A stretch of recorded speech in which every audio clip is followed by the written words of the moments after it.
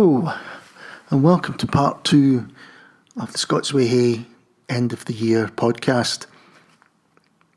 We hope you've already listened to part 1, which has been out for a while now, and which looked at the best films and the best books of 2016. For part 2, I'm once again joined by Chris Ward and Wesley Shearer, and in this we concentrate on the best music of the year. Scottish music and otherwise, and really that's all there is to it. So instead of me going on any longer, I'm going to see you after this. Hello everyone, and welcome back to what is the second part of our Best of 2016 podcast. We've done films, we've put books to bed, and now it's time for music. So, Wesley, your year in music, if you will. Where to start, eh? I think I want to talk about some Scottish stuff first, obviously. Okay. I think we should not get it out of the way, that makes it sound like it's not important, but there is a lot of other stuff to get through in this part. I think before I even talk about any Scottish albums, I just want to start by talking about Bossy Love, because Bossy Love are the greatest thing to hit this earth since I don't know what. Good. They are absolutely incredible. I mean, I'd heard a couple of the stuff maybe kind of autumn time last year or whenever it was. I don't even know when they started bringing some of the stuff out, but it kind of interested me. Thought it was really good, and we DJ'd a Hogmanay party last year in Block for Milk, and Bossy Love played it, and my god, what a way to see a year in, honestly. Like the way that so for anyone who doesn't know, Bossy Love is one of the guys from Dan and Aykroyd, and then there's Amanda, who was in Operator Please, which if no one remembers was the band that had the song About Ping Pong. Right. So with also the lyric, what was it, I bet you know beef jerky has an aftertaste. So I remember listening to myself for the first time and going, I really recognise that voice, where is it? And then 3-4 months later I read an interview, I was like, oh my god, that's from Operator Please. So they were an Australian band, and I think they played a show together, Operator Please and Dan and Aykroyd, and those two started writing together, and they just hit it off straight away. And yeah, it's got like the kind of punch of kind of Missy Elliott, but with like the kind of, I don't know, like the kind of seductive hooks of TLC. It's just like fantastic combination. The way Amanda owns the stage when they play live is absolutely incredible. When they play Sweat It Out, it's just like you just can't. I'm just standing there like moving my body in like the way that no like gangly lanky white boy should ever move. So it's incredible. They're just phenomenal. Every single time I see them live, whether it might be the same set, maybe the same songs, they're just like adding something new in there. There's just something subtle, whether it's a little harmony somewhere, whether it's a different type of performance that they do, and no matter how polished and professional that they sound, like they're still up there bursting with energy and breathing life into every single part of the songs that they play and perform. Like, it is so infectious. I'm just left there like grinning from ear to ear every single time I see them. I think Chris is a big fan of them. Yeah, I saw them open for Arab Strap at Bars, which seemed like an odd fit because they don't really see, Arab Strap doesn't seem to have that much in common with Bossy Love. I think it's probably more that they're pals with John or whatever from his Dan Aykroyd days or what have you. But I was absolutely blown away. I'd never seen them live before and was just an instant convert. And immediately snapped up tickets for their gig at the Poetry Club, which was a fortnight after that, which was incredible. It was one of these ones where it really felt like a moment, like just seeing them in a room with 100 people. They covered Pony by Genuine, and the crowd just went nuts for it. I say the crowd, me. I went nuts for it. But remarkably faithful cover. And just everything so charismatic, so energetic, so fun. Just amazing pop music. Really something that feels that the local scene needs just now. Something like a hole has been filled. Totally. By a hole in my heart. Yeah. Good R&B music, the original R&B music. It's fantastic, which 2016's actually lended itself to pretty nicely, which we'll touch on later. Bossy Love aside, going back to last year, I feel like I'm being a bit cliche again, but picking out, look at my album of the year that's Scottish that happened to be the Say Award winner. Anna Meredith's Varmints was just we're all agreeing out of this world, like just an absolute all-out assault on your senses. It's incredible. Like, I mean, if you haven't listened to it yet, anyone that's listening, I recommend like scheduling some time for a lie down after it, because it's pretty intense. It's utterly nothing else, like nothing else at all. It's like utterly exhausting in the most kind of incomprehensible way, but that makes it sound bad, but it's not. It's really, really rich and rewarding. Like the opening track is just like this kind of big foreboding, brooding, menacing track, and then it goes into like one of my favourite pop songs of the year with beautiful harmonies. Like the arrangements and the orchestration of it is amazing. Yeah, I mean, like, you can't ignore it. You no, can't you just put can't it on at and all. ignore it. No You've way. got to It's kind of very engage with it. omnipresent, in the room. And like give me electronic music blasted through a tuba any day, because it's wild. I saw her at the Hugging the Pint earlier in the year, and it was like jaw dropping. Like, it was absolutely incredible. Her band on stage, so there's her behind like synths and samplers and stuff. She had a guitarist, she had a drummer, she also had a tuba player and a cellist. And wow. That was the band, and you're how like, much could the crowd fit in? Yeah. No, the Hugging the Pint of all places, like not a lot of room. There's probably several fire hazards on stage. But just absolutely like knocked out by it. It was the thing where I liked the album a lot before, but then after that I was just like, this is incredible. This is just something really special. I can really recommend checking her out live if anybody's maybe having trouble just listening to the album in isolation. I think it really opens up in a live context and really makes much more sense once you get to see it in that kind of setting. Yeah, unfortunately I missed that gig. I was really hoping to go to it, so I was wondering how it actually translated live. So. Yeah. That seems like a good recommendation to maybe check it out if you feel it's a bit too much to listen to. CCA, that's right. Connections in February, so there's a wee plug from the calendar. Guild Connections is very good this year. Another Scottish album that was fantastic for me was Book Group's album, The Great Indoors. Just captures that sort of like Sebado kind of Archers of Loaf sound with the kind of whole pavement thing thrown in, but like is injected with like full of kind of Scottish wit and that sort of like East Coast charm. Like it's got a lyric, when you crack one off just to get to sleep, and like the opening single, like the opening track of the album, it's I've been fans of Book Group for ages. Me too. They play regularly with Campfires. Anyone that doesn't know Campfires in Windsor, who are one of the bands I manage, and I've just kind of supported them ever since, because they are such an interesting little band that just kind of really enjoy the music that they're playing, and are always great live as well. So I was really happy when the album came out. Yeah, they really are. Although he's put away the megaphone though, I think recently, which is a shame. Yeah, used to grab the megaphone and go running through the crowd. But yeah, they are great, and I'm really happy that their album was released and got some really good reviews. And was just a success, I think. Again, kind of plug, but not a plug that's definitely, it's a plug that's definitely worth it. Was Campfire's label mates on Olive Grove was Et's album, Homemade Lemonade, fabulous, which I never checked out until about a month ago, I must admit. And like every song was just unexpected. It seemed to sort of fit perfectly on the album. Like as you kind of kept listening to it, you're just rewarded with these little different treats. As you go on throughout it, it's really eclectic. There's a kind of Phil Spector vibe, an old very school Phil Spector vibe to it. Yeah, but she takes it and runs with it. It's great, and apparently it was like recorded in 5 days, but the production on it is immaculate. I saw them play live actually at Olive Grove, had a small night at Oranmore, and I was more worried that sound from the record, which as you say, it's incredible, clean, would translate to them on stage. Wow, it was fantastic. Yeah, it did. Yeah, it's really fantastic. Yeah, it's just like kind of recaptures pop music in a way. It just kind of makes it this kind of warm and intimate and fun, but like experimental at the same time. It's like never ever a boring album. Like that first track opens up in this kind of Spectre, beautiful, glorious pop, 60s pop stuff, and then it goes straight into this hip hop verse in the second song. So the album, it's crazy. So yeah, that was kind of the big Scottish stuff for me. I mean, Adam Stafford's Taser Revelations was great. I feel like that was one of Adam Stafford's strongest releases so far.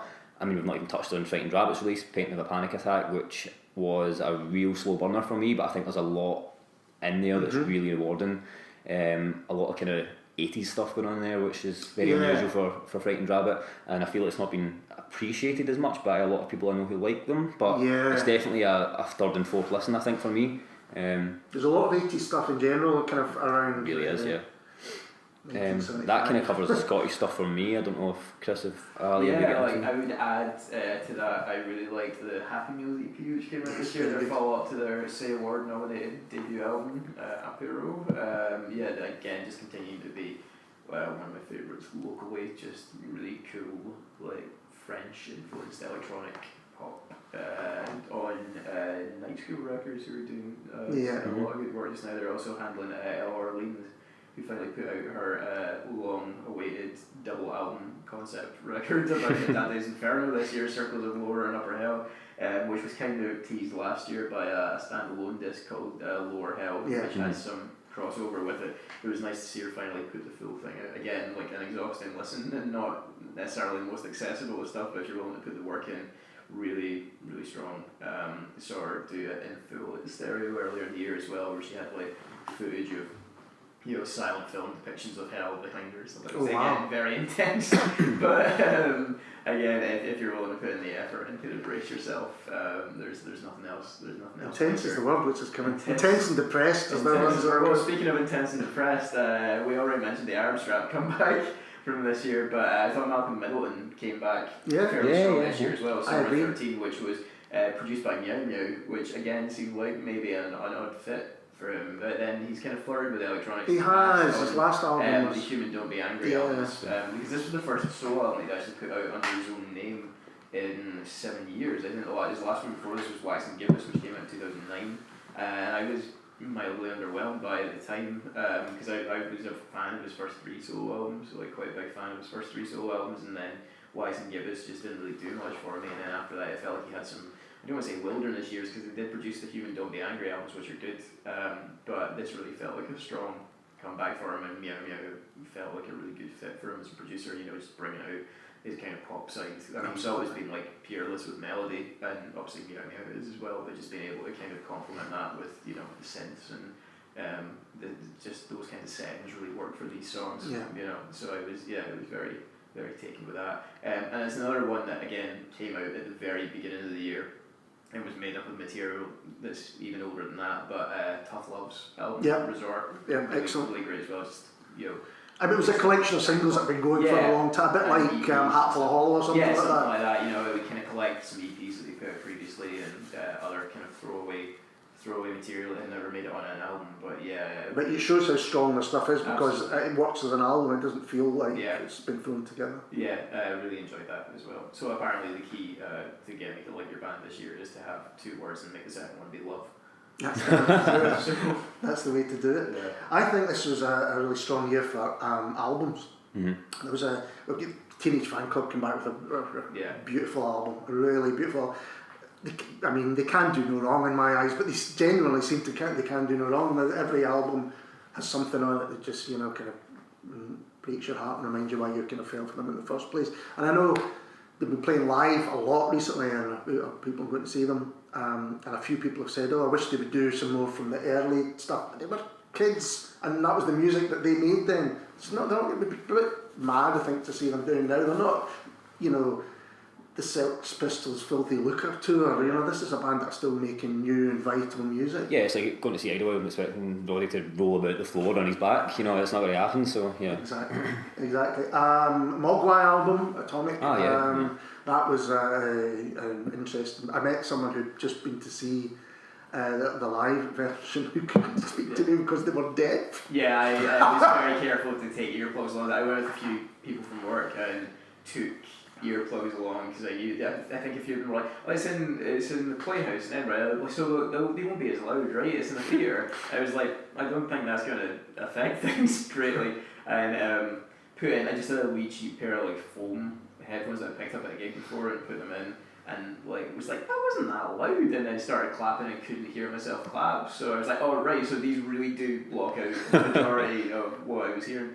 I think they didn't hold back in the volume. But again, it's one that I don't know if it maybe worked as well for me as an album in isolation, but as a soundtrack, like accompanying the film, it works really well. I think that's right. And that's what it was made for. Yeah, exactly. I'm going back to the Scottish Album of the Year Awards. There was another couple of things there. Steve Mason's album, Meet the Humans. Steve Mason, formerly of the Beta Band, I think it's his best solo album to date, and that says something, because I've liked his previous ones. But there was a kind of, he's become a better singer, definitely, and the songs themselves were great, kind of downbeat pop songs. It's worth checking out. And what was the other one I wanted to talk about? It was Emma Pollock's In Search of Harperfield. Very good. And again has kind of reached that period in her career where she just makes really great songs and really great records. But you spoke about it on Olive Grove Records, quite rightly so. I think it's an amazing album. We said earlier on that Graeme McCrae-Burnett's possibly Man of the Year. If we went for Woman of the Year, I think it would be Carla J. Easton, who's also, she's behind it, and she's also one of the people in Teen Canteen, whose album, long-awaited album, I saw them play 2012, I think. So it's been one to look forward to. And again, it's just a great pop album, but really warm. It's about family and it's about friendship. And there we are, away from doom and depression. It's a really uplifting record, as is Baby Lemonade, the Red album. And if you need a lift, if you really need a lift, get a Teen Canteen's album.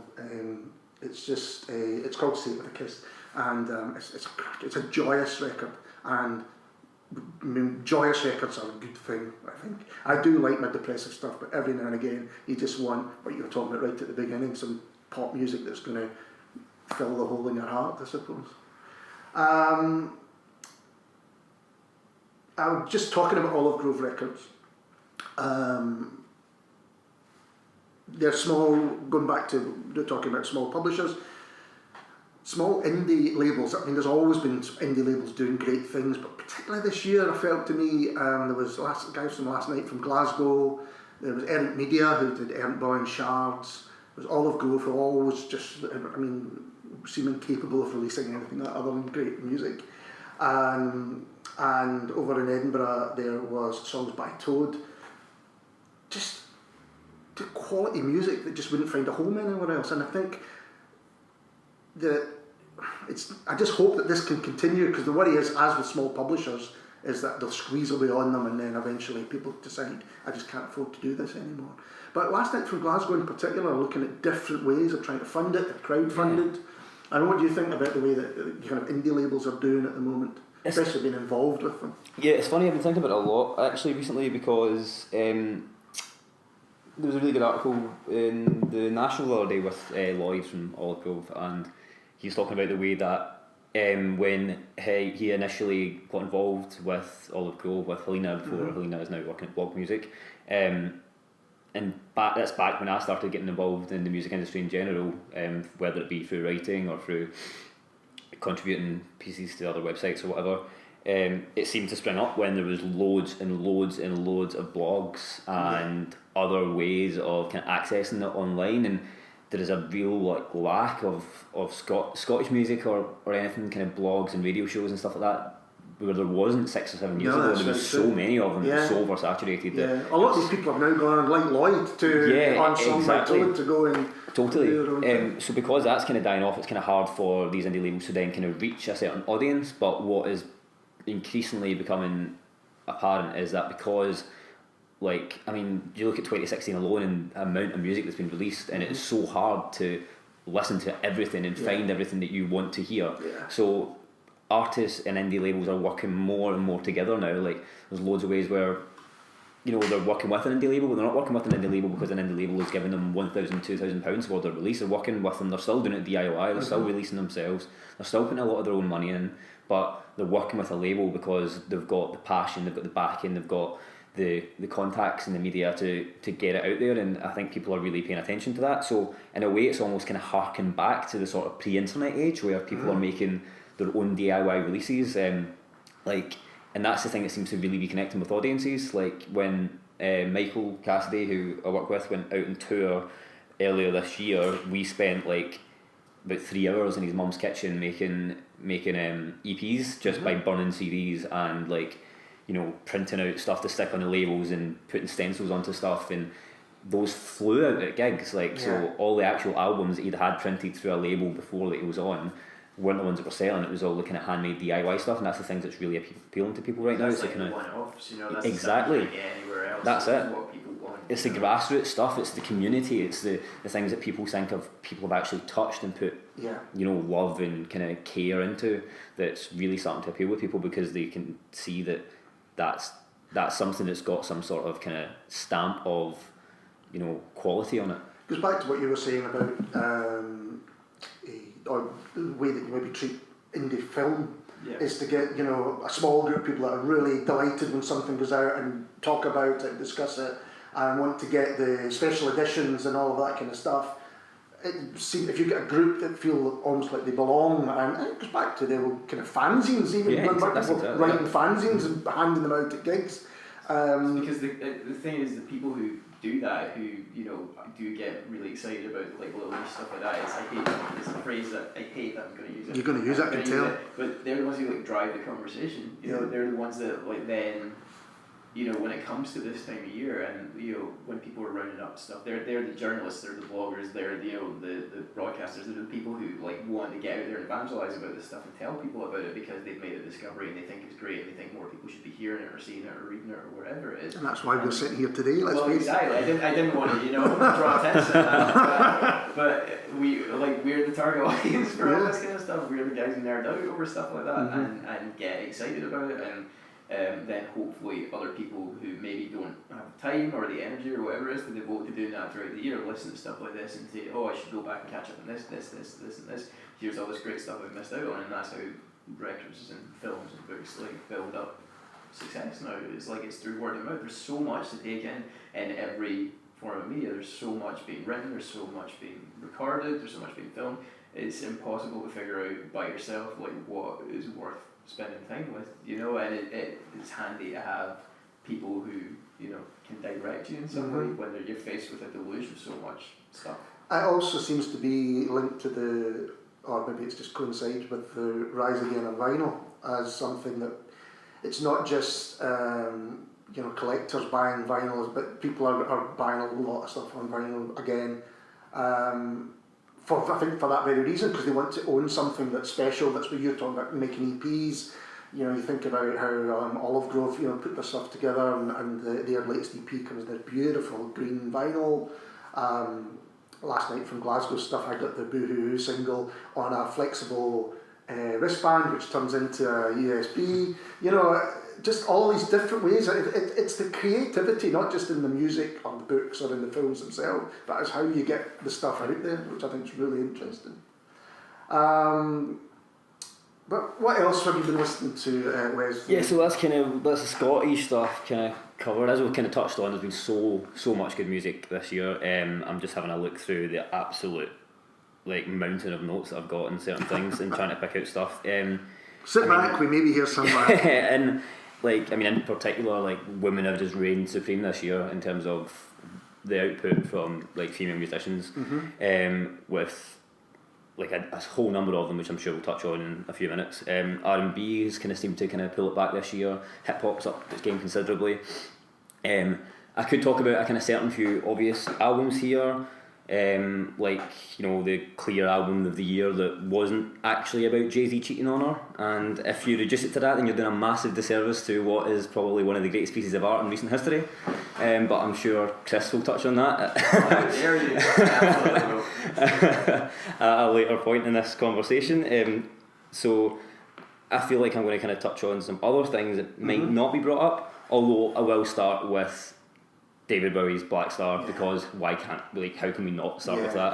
Absolutely. So this is basically where all of 2016 began. Yeah, it set a tone. It really did. It's kind of the final tug of the thread that caused it all to unravel. So Bowie dropping an album that was reportedly influenced by Kendrick Lamar and Death Grips at the beginning of the year with little fanfare, knowing it was going to be his last before leaving us all to ponder it after his death is sort of the most Bowie thing ever to have happened. And what a remarkable album it was. A remarkable album. You shouldn't expect anything else from him, but considering how many albums he's made, a lot of them, some of the greatest pop music ever made, some of them, glass spiderish. But yeah, I want, let's not rewrite history here, but it was probably better than it had any right to be, and it was an incredible album. Has 3 days ever changed an album so much? Oh god, like, yeah. For everybody who went out and bought it or listened to it or streamed it or whatever on release day could then, by the time Monday came around, to then listen to it again to just have the context where it completely upended. And I mean, it's all there. It's the kind of thing. It's like going back and listening to Nirvana Unplugged or something. And it's like, well, of course this was going to happen, but at the same time, that's a good example. The benefit of hindsight, but. It's just so sad. I mean, he was going to get murdered by Courtney now. Ali! Yes, that's the one. No, I mean, it was like a bracing listen on first go just because it was so kind of. I mean, the next day it was good and it was a strong kind of comeback from, but to then take it to this level it was already like, okay, he's back, he's probably back, he's in a groove now. This is like up there with anything he's done in the past. His boy's back, this is great. And then I actually woke up. So the day that his death was announced to the world, the Monday morning when everybody found out, it was my first day back at work this year because as we were talking about off mic, I usually take the first week of January off. So I woke up on a cold January morning, faced with the prospect of going into work for the first time in a fortnight, looked at my phone and saw David Bowie's dead. And I'm like, oh, well, we're starting off as we need to go on for this year. What's the point anymore? Exactly. And yeah, I was just listening to it on my walk into work that day, and it was just like, Jesus, how did? Of course, like I mean, obviously, like the timing of it was particularly like breathtaking. That he was able to release it so soon to actually happening, but at the same time, like it's just so steeped in it, and it seems so consciously crafted as like a farewell. And like even before, like even on the day it came out, there were still interviews and reviews and stuff. They were saying, oh yeah, he's talking about he's got plenty of material stowed away for future releases and that. And you're like, how could he ever follow this? Yeah. Well, I don't think there's too much more to say about that. There's not. But as I said, you have to mention it right at the very beginning because it did, as Chris said, set the tone for the rest of the year in more ways than one. But the one I really want to talk about actually was one that I'd never heard of this artist before. I don't know if that's my ignorance, which I'm sure you'll both tell me probably is. No. But completely stumbled upon it out of nowhere. And forgive me for my pronunciation because it's probably entirely incorrect, but Elsa Soares? I would guess Suarez. Maybe. Yeah. I've only ever seen her name written down. Exactly. Soares. Are you familiar with her? No. Were you familiar with her before? I'd heard the name. I'd never really spent much time with her. Yeah. Album, but yeah, I know the album. It's essentially she's this Brazilian samba musician who is, according to Wikipedia, 79 and according to another review 83, so somewhere between that. Potentially in her 80s. There's a lot of historical records which shows how old she is getting. That historical records is used to refer to her age. But yeah, I stumbled upon this album which is called The Women at the End of the World, and it was just astonishing. Like avant-garde samba potentially. Right. I think there's actually a term for it which is called samba suja, which translates as dirty samba. So I didn't really know anything about her. As I said, there's a song on the album which is called Pra Fuder, which translates as to fuck, and it's essentially about this 80-year-old woman dominating in the bedroom. Right. In which she kind of screams a lot of kind of crude words over and over again in Portuguese, while these sort of distorted post-punk guitars are on the background, and there's some kind of antagonistic melody with these kind of free jazz saxophone. Like it's mad. I'm kind of exhausted just trying to describe what it is, which is exactly how I felt the first time I listened to it. Except the first time I listened to it, I had my headphones on while I was in work, sitting at my desk, and I had to fight the uncontrollable urge of ripping my shirt off and running down St Vincent Street in some sort of manic rush of adrenaline, because it's incredible. It really is. So the album, obviously all the lyrics in Portuguese, and there's still a lot more that I have to take from it because I don't speak Portuguese. So it gives me an excuse to sort of immerse myself in it again. But from what I can gather, what I've read online, it deals a lot with themes such as gender fluidity, the difficult relationship that Brazil's got with sort of violence and specifically drugs, crime, prostitution, and a big theme that runs through it is domestic abuse. So I imagine it's quite a tough listen for a lot of people, not just because of the subject matter, which obviously you wouldn't get from first listen without actually translating and looking into more of, but even just to listen to it can be quite tough, but it's really rich and vibrant and extremely rewarding. And I just found out today that she's playing Primavera, which I am so excited about, because I completely missed her name on the lineup. Yeah. I just googled it like at 1 o'clock this morning to see when her next show was, because I missed her show at the Barbican. Well, didn't miss her show at the Barbican in London. I didn't know she was playing it. Yeah. And then I found out on her tour list that she's playing Primavera next year. So I think the Barbican show, she sat atop a throne with a dress of like metal that covered the entire thing. Like, she's described on Wikipedia as the Brazilian Tina Turner, but I don't know how much of a disservice that is to her amazing music. Yeah. But I've seen other reviews and articles describe her as being in line with like the kind of Brazilian equivalent of like a Billie Holiday or an Ella Fitzgerald or something. She's got that standing in Brazil as being like a kind of almost a torch singer, you know, somebody that's spans generations, yeah. And then add Grace Jones into that, and that kind of gives you where you're kind of going with it. But it is honestly a just remarkable album. It really, really is, and I use the word remarkable again because it's very similar in a lot of ways to Black Star in terms of the kind of the structure of it, or the lack of structure to it. But it's really, really worth checking out. It's absolutely fantastic. Scrolling through some other stuff here. Oops, what else have I got? Anderson .Paak was a great album for me. Malibu, which is just great. I mean, it's like, how I would describe it to other people as sort of Miguel meets Kendrick Lamar with like the kind of spirit of Stevie Wonder. It's some what more can you kind of ask for in that type of genre of music. I saw him live for the first time. I think you were at the gig, weren't you? Yeah. The ABC2 on a Wednesday night. Did not know how well it was going to. Didn't know how well it was going to sell. Went into the gig, and I have never seen. I'm not a big fan of the ABC2 in general, to be honest, but I've never seen a crowd erupt and react to an audience in that way. Like, it was I can count on one hand the number of times I've seen an audience react like that at a gig. It was absolutely unreal. And I'm very much a back of the room with a pint person. Like me and my girlfriend moved right down into that crowd because we were like, I need to be a part of this. So for anyone that hasn't listened to him or seen him play live, he basically switches between doing kind of Miguel R&B type stuff into kind of Kendrick Lamar style rap, and then decides to just go behind a drum kit and play some amazing like drum solos and show off some really cool drum techniques while he's hitting out verse after verse. He's just great musician, great talent, still pretty young as far as I know, got like a whole amazing career ahead of him. I believe Chris touched on this on Twitter the other day about how he's included in the BBC Sound of 2017 or whatever it is list, which is crazy considering how massive he is. With the year he's had, because it's not even the only album he put out this year. No, it's not. An album with Knowledge, the hip hop producer, that's right. No Worries, which is also great. So he's had 2 great albums already this year. His big breakout came last year after he was featured on several tracks on Compton, Dr. Dre's long-awaited comeback album. I almost call it a comeback album.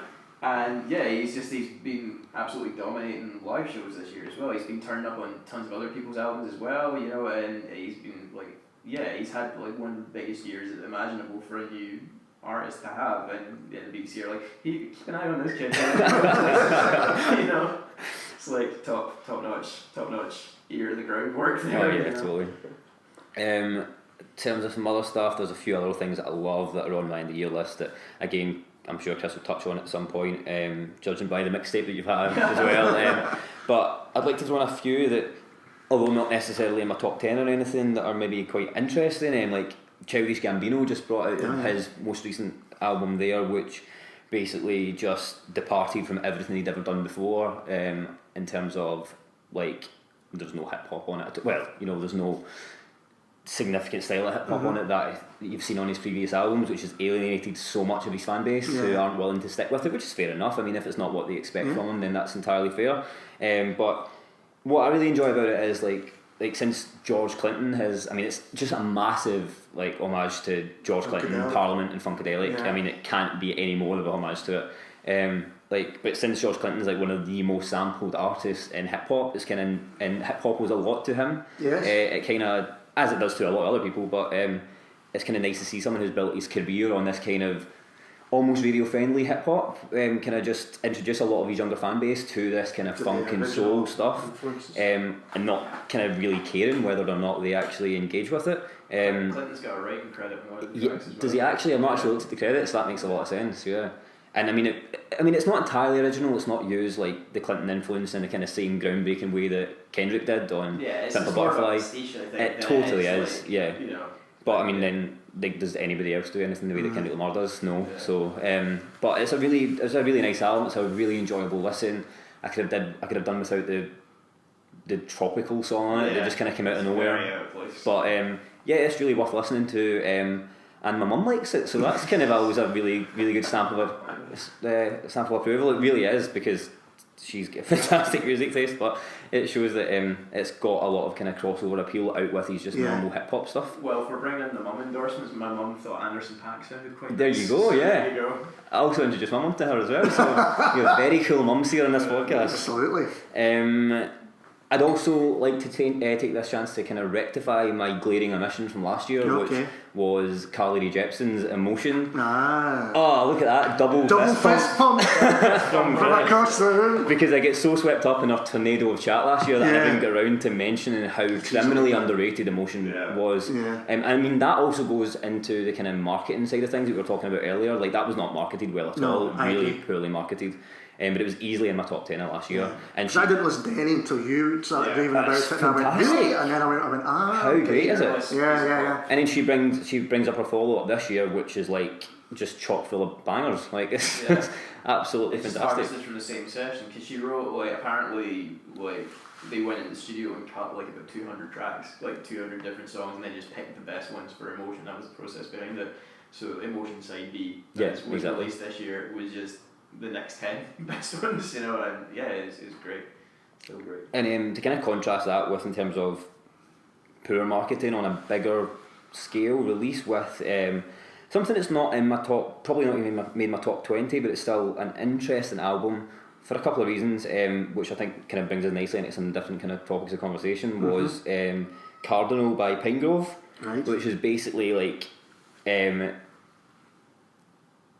I don't know how to describe it, kind of like if Conor Robert's supergroup, kind of Monsters of Folk, was fronted by like Jesse Lacey from Brand New and Andy Hill from Manchester Orchestra instead of Jim James and M Ward. I found it quite an interesting album, like particularly how it's made its way onto like a lot of end of the year lists without much fanfare around its release. Like, not because I don't rate it that it's not released that's not my top albums, it's just because I've not spent enough time with it to really connect with it. But I think it's a nice contrast to show how it's reaching a big audience and getting onto a lot of these end of year lists without much put into it, because it's from the kind of same label. I think it's Run for Cover, which puts out like Basement and Tiger's Jaw and Modern Baseball, Self Defense Family, stuff like that. But I also wanted to include it because it was like a recommendation to me a couple of weeks ago from the wonderful Lorenzo, who owns LP Records. And he is just like an absolute joy. His shop has just been a fantastic addition to like the Glasgow community of music, because without sounding completely cheesy and ridiculous and giving a plug to someone, but it's a great little record shop, someone who's really passionate about music and really curates what he sells in his shop. And that is one of the things that he put me onto, and I think Chris just did the same. Absolutely the same. Like, I probably wouldn't have listened to it without persistently recommending it. You know, it's one that he was always out in the rags. He was plugging it on social media and stuff. It's like, we finally have this in. Like, it's great. You should listen to all that kind of stuff and just getting chat going behind the counter and stuff like that. Like, it's like, can't speak highly enough of it as a shop. But I really like the album as well. Kind of Americana, emo kind of stuff. Yeah, exactly. Really strong. Emo's had a pretty strong comeback the last couple of years. To a degree that's more respectable than it was maybe about 10 years ago, when it was like, Panic at the Disco and My Chemical Romance and stuff. It's Pop's more album this year. Yeah, it's more the kind of like that was you're talking more your like American Football, Sunny Day Real Estate kind of emo, rather than the kind of the poppier side of it. It's had a pretty strong couple of years, and I think the Cardinal record, like a Pine Grove record, fits in neatly with that. Yeah, and I think probably the last thing I'll touch on before I'm sure Chris will take the lead, and I think this will move nicely onto Chris, because we may have different opinions on this, but will be Kanye West's Life of Pablo. So like, I'm going to put it out here. I don't love this record. I mean, like, let's be honest, it's a bit of an incoherent mess, but that doesn't necessarily mean it's a bad thing. Like, one minute I think it's kind of like going somewhere that I really like, and then it kind of yanks me straight back out of it with some sort of like kind of frat boy lyrics about a bleached asshole or something, and then I'm just kind of like, just takes me out of where I thought it was going to go. But like, when you pick it apart though, for all of its flaws and all of the things I don't like about it, means I don't like it as an actual album overall. Like, I mean, like, I'll be honest here, I wasn't a fan of Yeezus. I've not really been a fan of Kanye West since like Dark Fantasy, to be honest. But when you pick Life of Pablo apart, like, there are so many really great ideas on there that are kind of worth returning to, like, over and over again, to kind of appreciate these little elements of it. Like, so on my first listen of it, I'm kind of sitting there like frustrated at how disjointed and kind of uneven a record it is, but I was also kind of taken aback by a lot of the imagination that was on it, and kind of in like each little corner of the album. So in a way, it's like the most Kanye release yet, and for that, as much as I don't enjoy it, I kind of respect it, because I'm kind of like, he's not trying too hard with anything. He's literally just went into the studio and made something he made. My problem with Yeezus was that he tried to attempt this kind of industrial DIY thing that I felt kind of he phoned it in a little bit too much, whereas this just seems like really he just went into the studio and created something that he wants to create. It might have been a bit of a shambles in my opinion, but that's kind of stuff that he should be making, and like, great artists don't make great art all the time. But they've got a conviction in their own ideas, which is something that I kind of actually can appreciate of him.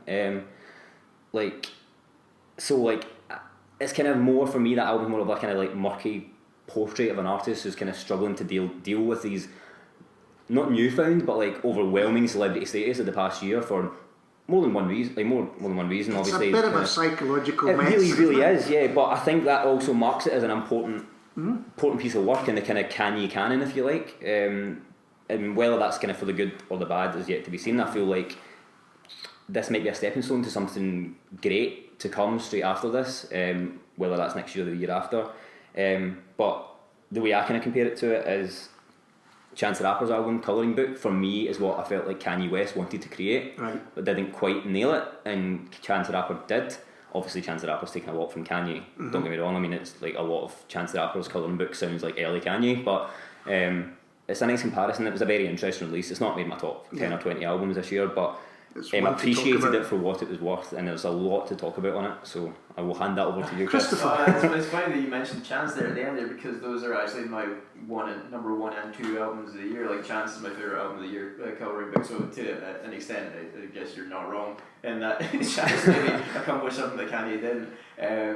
But I think my Kanye looking credentials are firmly established on this podcast. So you let him away with anything? I think, like, the thing with Life Pablo is, like, Wesley's right, it's a mess, and it's the least consistent thing that he's put out since graduation, I would say. Like, everything else, regardless of like whether, like you said, you weren't into Yeezus, but it did have a consistency all the way through.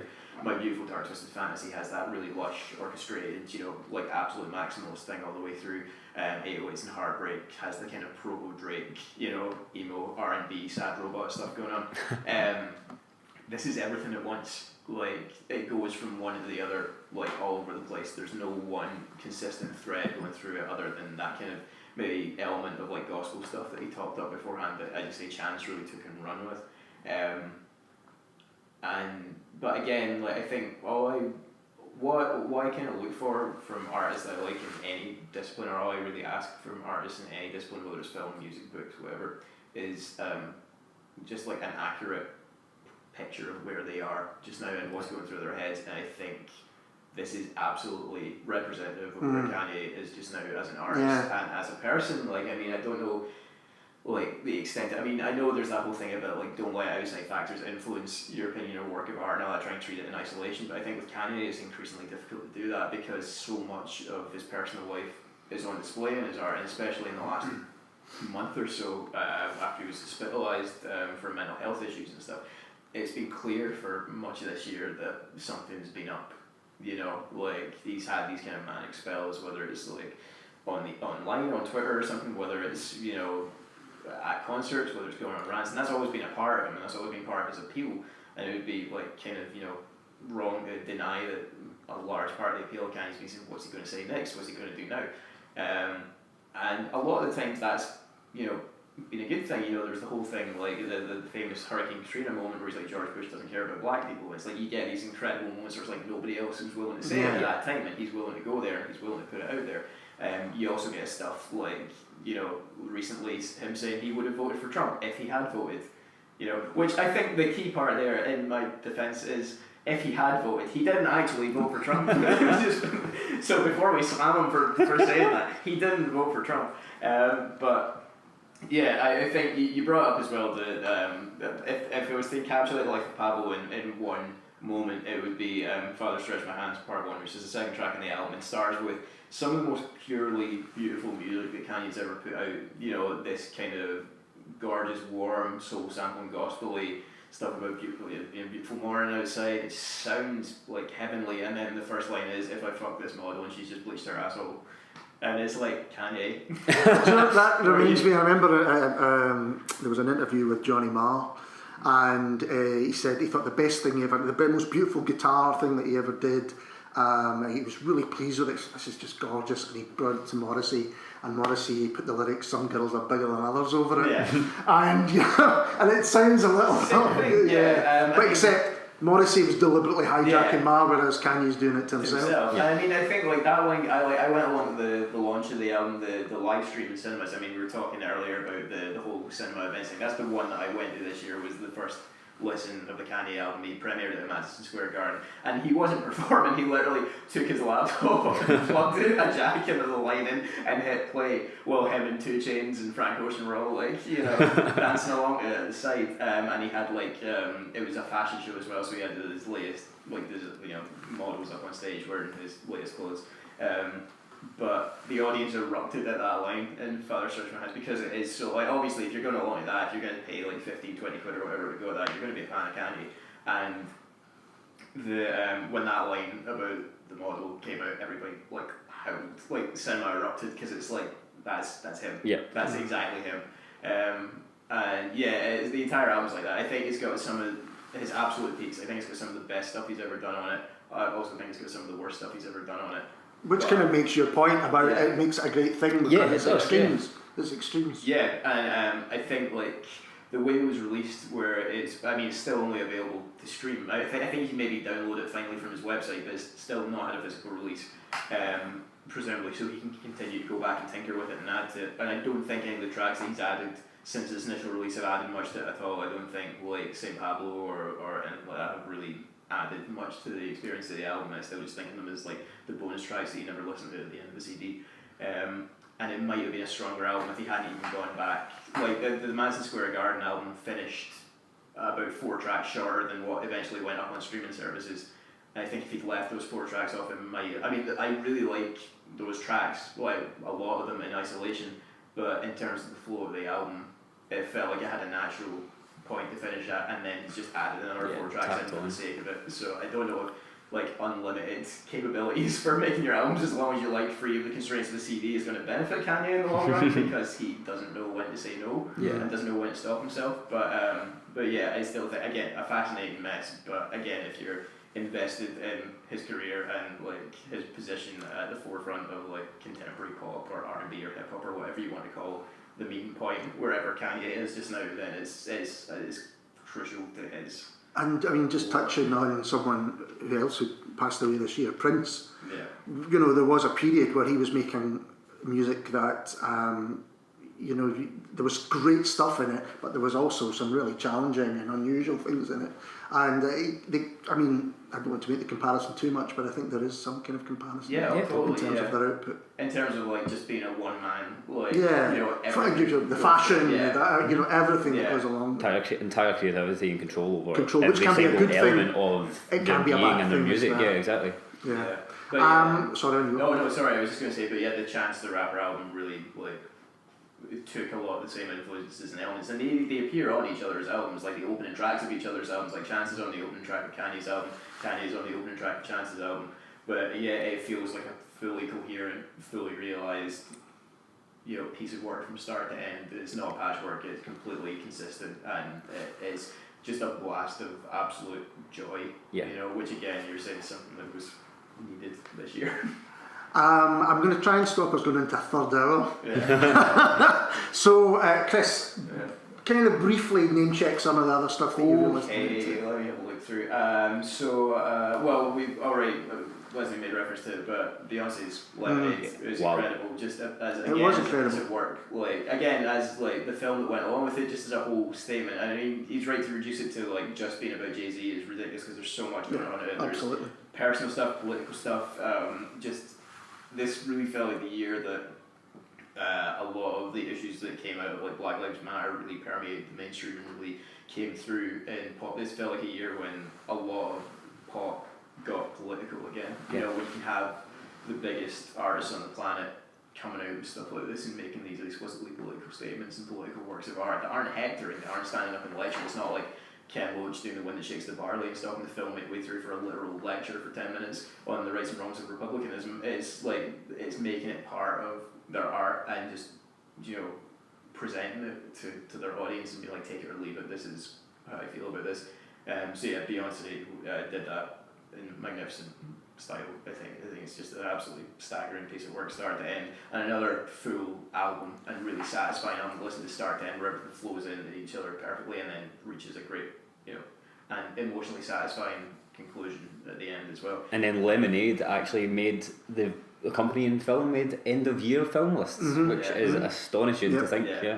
And literally related to Beyonce the Solange album, A Seat at the Table, which again does similar things politically and personally, with maybe a little more restrained than Beyonce, as it doesn't go quite for the big hooks in the way that Beyonce does, or big pop singles. It's very delicate and refined, I would say. Refined is a perfect way to describe it.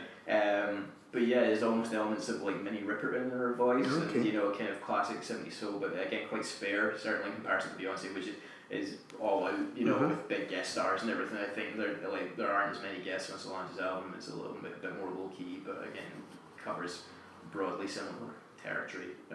And another seal of approval from my mum on Solange. There you go.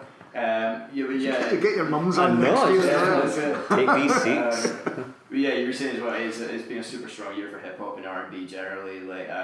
Tribe Called Quest's comeback album is so much better than anybody had a right to expect. Absolutely, I totally agree. When I first saw it, I thought, this is some kind of reissue of them. And then because that's the other after Boy and Prince, I think the death that kind of affected me most this year was Fife from Tribe Called Quest. They died earlier in the year. That was the 1-2 punches. They died within a day of each other. Fife and Gary Shandling died within about a day of each other this year, and it's that way where there's a documentary about Tribe Called Quest came out a couple of years ago, which portrayed Fife and Q-Tip's relationship as fairly fractious, and it was one of the upsetting things about Fife's death was wondering if that was still the case when he died, if they reconciled fully, if they were, because they performed on American TV last year behind the reissue of their debut album, and it was great. They absolutely killed this performance. I think it was on Jimmy Fallon. They did kind of kick it live, and it felt like things were back on an even keel, but there was still that kind of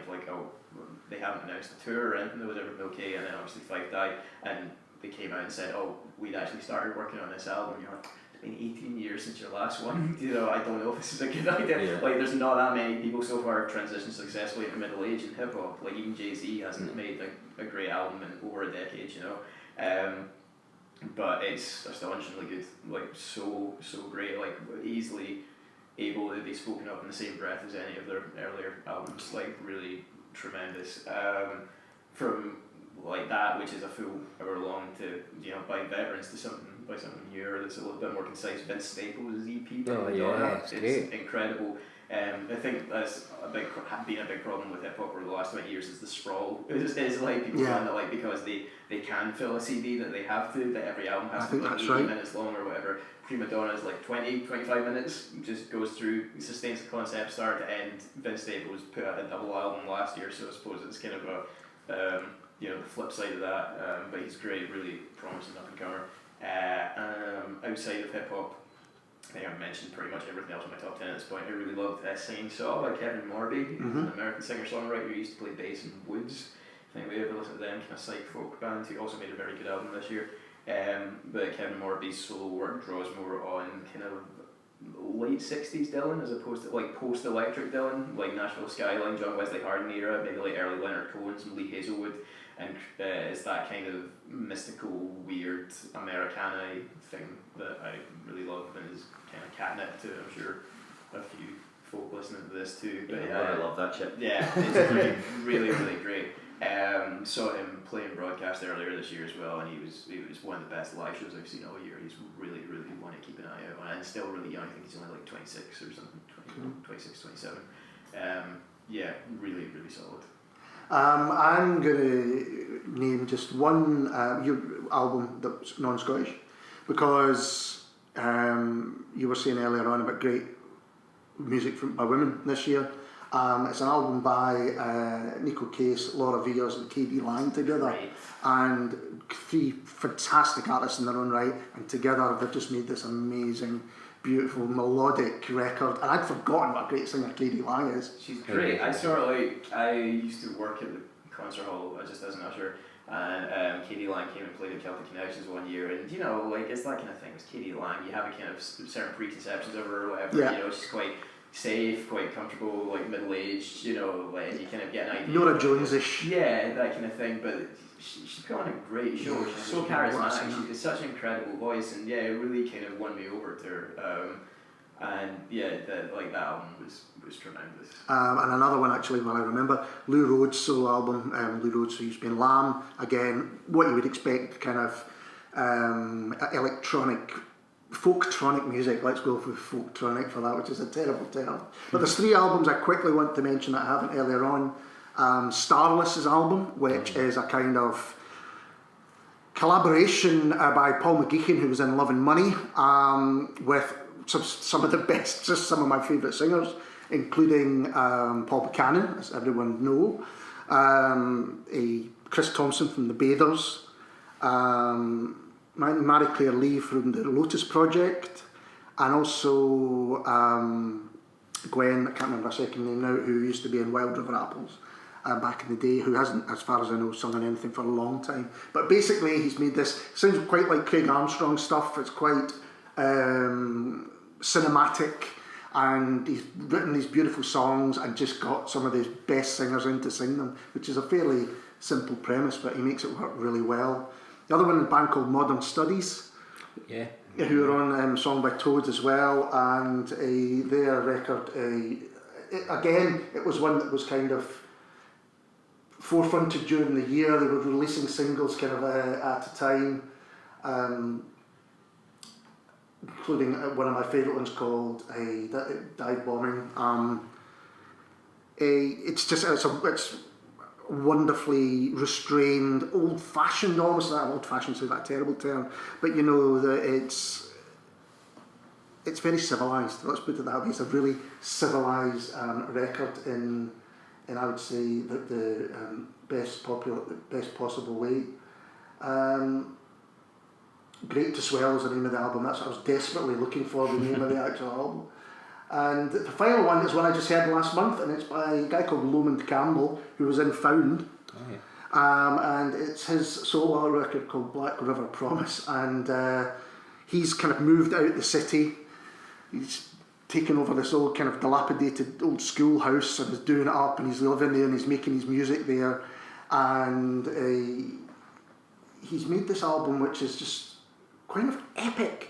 It reminds me of Nick Drake or John Martin or even a little bit like Astral Weeks, a kind of darker Astral Weeks.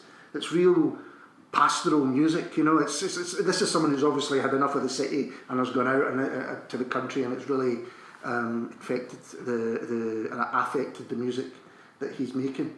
Black River Promise by Lomond Campbell is a highly recommended. It's got amazing string arrangements on it, incredible. So time's cracking on. I'm going to give you one thing each for Gig of the Year that you went to. Ali. Have you got lists and lists? Ali. Okay, top 5. God, off the top of my head. Right, well, Beyonce at Hampden. He's looking at me because he expected me to be there, even though I had a ticket and I had to work and couldn't go. Oh no! And I'll never ever live that down, missing that what potentially one of the greatest shows of the greatest tour of all time. Yeah, it was amazing. It was absolutely everything you would expect and hope like a show of that magnitude and scale would be. It was like. My fingers in my ears at this moment. Yeah, Cause sorry. Springsteen was at Hampden as well. Yeah. Those were my two big stadium gigs this year. Springsteen and Beyonce.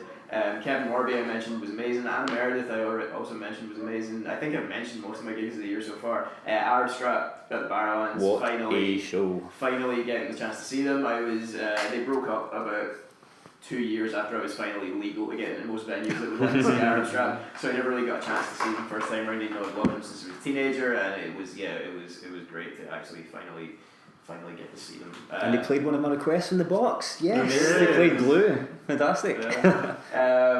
In keeping with that kind of era of Scottish music, Bell and Sebastian at the GU debate chambers, best I've ever seen them. They were really? tremendous. Yeah, again, maybe just because the debate chambers is such a smaller venue and you're maybe used to seeing Bell and Sebastian in at this point, but set list was perfect. Like everything you could have wanted to hear. They were on great form. They had like strings and brass with them and everything. It was beautiful, absolutely beautiful. I think, oh god, I'm going to remember stuff. That's why we've got 2017. Yeah. Where, as Wesley's done, come back and go, just remember last year I forgot to say that. For me, you touched on a couple of them. Obviously, Bruce Springsteen is one of them. Arab Strap was phenomenal. Was really impressed by how they took the full band setup and really ran with it, and it made me appreciate Arab Strap in a whole different way, from not just a lyrical point of view with really simple song structures, but to how incredible it sounded. Potentially one of the best sounding gigs I've ever been at in Barrowlands.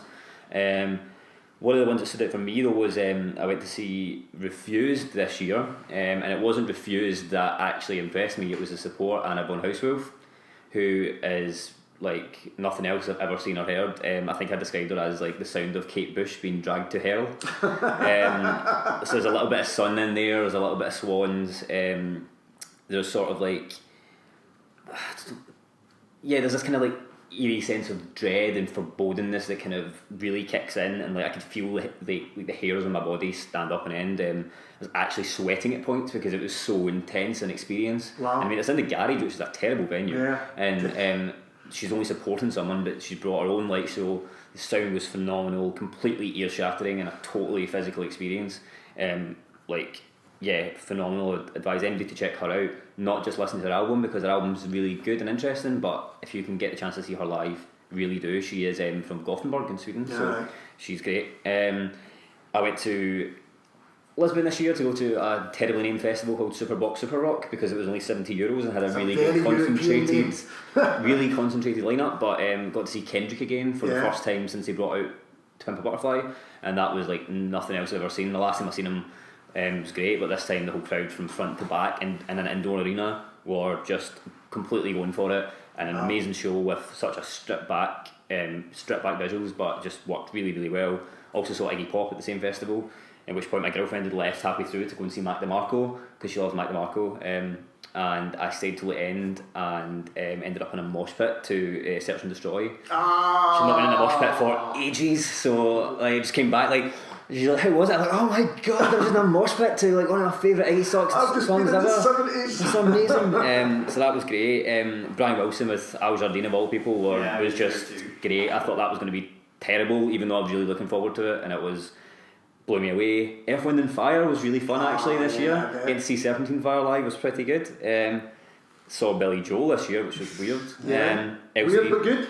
Really, really good. Like it was such one of those shows where it's like, I mean, it was just clearly catered to older people. It was so cheesy. It's like, do you want to hear this song or do you want to hear this song? And then everybody applauds and then it's great. But then you pick a song and you'll play that one. But it was just amazing to see like this whole of Wembley Stadium and seeing like every generation in front of me, like young girl from about 8 or 9 singing every single song of the encore with her mum and her brother and her sister and her granda, and it was just kind of reminded you why music is so important to so many people. Absolutely. It was great. LCD Sound System were fantastic this year, even though they played to a tiny little crowd at Teen Park. Saw The Cure and Twilight Sad this year as well, which was out of this world.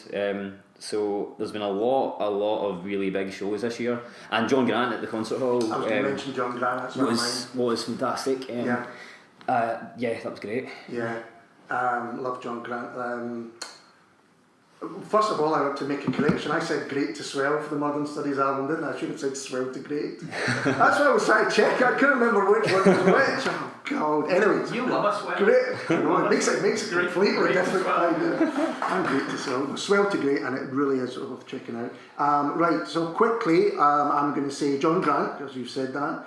I'm going to say